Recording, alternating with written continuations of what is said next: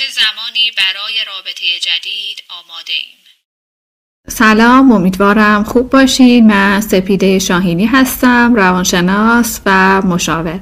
تصمیم دارم که در این فال صحبتمون در مورد تجربه اتمام یا پایان یک ارتباط رو پیش بگیریم و با کمک یکی از تجربیاتی که شما برای من نوشتید بتونیم به یک جنبه دیگه از این تجربه بپردازیم. شاید کمک کننده باشه برای درک بهتر این تجربه که میدونم تجربه میتونه خیلی دردناک و شاید رنج‌آوری باشه برای خیلی از ما. خب یکی از شما عزیزان برای من نوشته بودید در مورد تجربتون که من چند باری اتمام یک ارتباط رو تجربه کردم و اونقدر دردناکه که دیگه حاضر نیستم وارد رابطه بشم. فکر میکنم این تجربه خیلی آشنایی باشه برای خیلی از ما.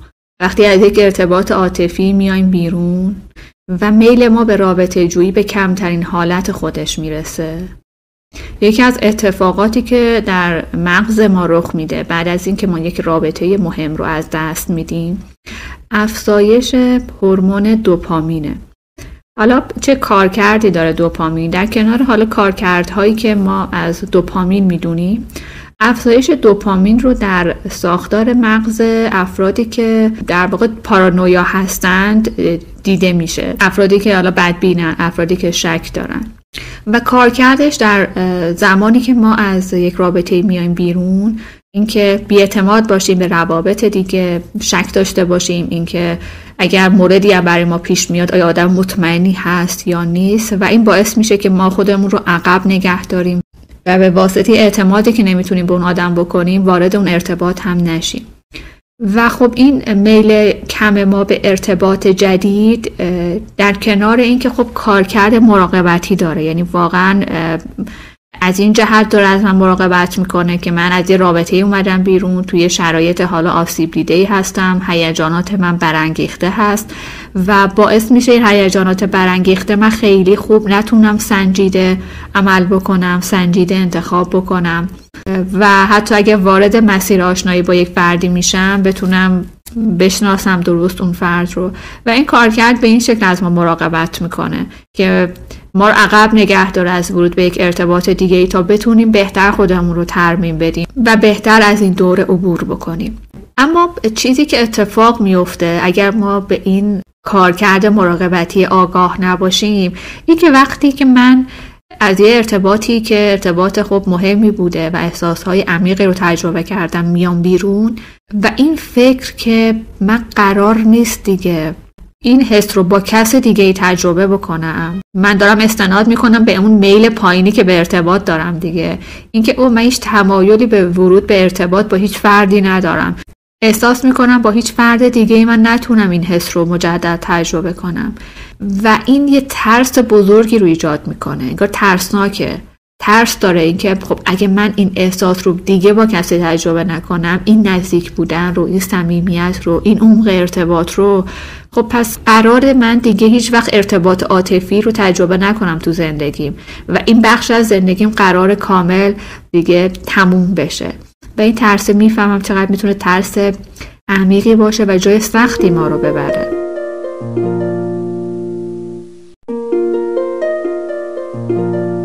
نوع مواجهه ما با این ترسه که ممکنه باعث بشه که ما مسیرهای مختلفی رو بعد از اینکه یک ارتباط رو از دست میدیم یا ارتباط تموم میشه تجربه کنیم. ممکنه ما این ترس رو درکش بکنیم، متوجه کار کرده باشیم، متوجه باشیم که این کارکرد مراقبتی داره، نیاز همراهش باشیم، بهش توجه بکنیم و به خودمون کمک بکنیم که این پروسه رو پشت سر بگذاریم تا به مرور از این ترسه کم و کم بشه و هر چقدر من ترمیم بیشتری پیدا کنم این ترسم به مراتب کمتر میشه. این انگار یک مسیریه که ممکنه پیش گرفته بشه. فرد از اون دوره عبور میکنه و میبینه از یه جایی به بعد که اون آمادگی هست میتونه ورود کنه به یک ارتباط، میتونه میلش به ارتباط جویی رو تجربه کنه در خودش و این یک مسیریه که ممکنه فرد باهاش روبرو بشه. یک مسیر یا یک مواجهه دیگه که با این ترس اتفاق میفته اینه که فرد برای اینکه از این ترسش رها بشه دوباره برگشت کنه به ارتباطی که از دست داده. یعنی من این ترس رو دارم که دیگه قرار نیست یک ارتباط این چنینی رو در زندگیم تجربه بکنم، پس برگردم دوباره به اون ارتباط قبلی، شاید بتونم اون ارتباط رو نگه دارم. حالا اینکه وقتی من برگشتم به اون ارتباط چه پیش می آید، خب میتونه واقعا متفاوت باشه از هر رابطه‌ای به رابطه دیگه.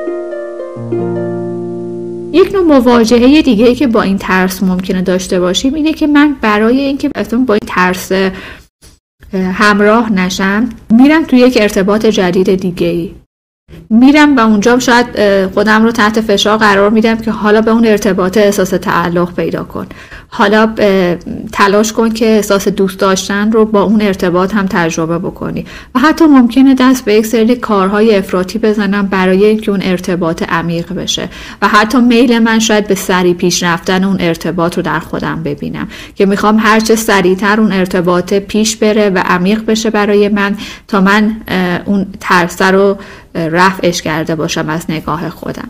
حالا اینکه توی اون ارتباط جدید باز من چی رو تجربه میکنم و اون ارتباط جدید چقدر برای من کار میکنه، اونجا هم دیگه متفاوت میتونه باشه از تجربه یک نفر با یک فرد دیگه. اما در کنار این 3 مواجهه با ترس، یه اتفاق دیگه که ممکنه تجربه بشه توسط بعضی از افراد اینه که این ترس همراه فرد میمونه و باعث میشه که یک تأثیر طولانی مدتی روی جنبه ارتباطی زندگیش بگذاره. به این شکل که اون ترسه که کارکرد گفتیم مراقبتی داره روان و سپر رو همچنان نگه میداره و دیگه سمت ارتباط نمیره. دیگه تصمیم میگیره هیچ ارتباطی رو تجربه نکنه و حتی اگه موردهای مختلفی هم براش پیش بیاد این شکلیه که نه، من تمایلی به ورود به ارتباط ندارم. انگار این شکلی میشه تصویر کرد که میرم در اون بخشی از زندگیم رو که مرتبط با ارتباط رو میبندم و اجازه نمیدم انگار کسی وارد بشه. و خب این هم قطعا نیاز به بررسی داره، اینکه این ترسه برای من چرا به این شکل داره تجربه میشه یا چرا روان من میترسه از اینکه این سپر رو بگذاره کنار. و خب قطعا هر فردی اگر این تجربه رو داره و بره این تجربه رو بررسی بکنه ممکنه به خیلی دلایل مختلفی برسه. یعنی این شکلی نیست که بگیم که پشت این مسئله میتونه یه چیز واحدی باشه. برای هر کدوممون با توجه به زندگی زیسته و تجربیاتی که در گذشته داشتیم میتونه متفاوت باشه، ولی خب نیازه که به سادگی از کنارش رد نشیم و بهش توجه بکنیم. میخوام صحبت هم در مورد این تجربه‌ای که این دوستمون نوشتن و توضیحاتی که داده شد رو نگه دارم و با هم بریم سراغ تجربه بعدی که از نگاه خود من تجربه خیلی رایجیه. این نظر و تجربه‌ای که 2 از دوستان برای من نوشتن و تجربه مشابهیه. یکی از شما عزیزان نوشته بودید برای من که اتمام ارتباط رو تجربه کردم، یک دفعه‌ای بود بدون اینکه دلیل یا علتی بیاره فرد و گفت دیگه حسی بهت ندارم و همین. این یکی از تجربیات شما بود. یکی دیگر تجربیاتی که مشابه با همین تجربه و برای من نوشتید اینه که بی حرف و توضیح تموم کردن رابطه یکی از بدترین کارهاییه که میشه کرد. مسئله دردناکیه که یک ارتباطی بدون هیچ توضیحی تموم بشه. حرف برای این تجربه و این موضوع زیاده و من میخوام در فایل بعدی در موردش با هم دیگه صحبت بکنیم. اگر شما همین تجربه رو داشتید و مایلید بیشتر در موردش بشنوید، پیشنهاد میکنم که فایل بعدی رو حتما گوش بدید و اگر تجربه یا نظری داشتید در مورد فایل هایی که با محوریت اتمام ارتباط داریم به اشتراک میگذاریم حتما با من در میون بگذارید نظراتتون رو. مرسی که همراه بودید. مراقب خودتون باشید. خدا نگهدار.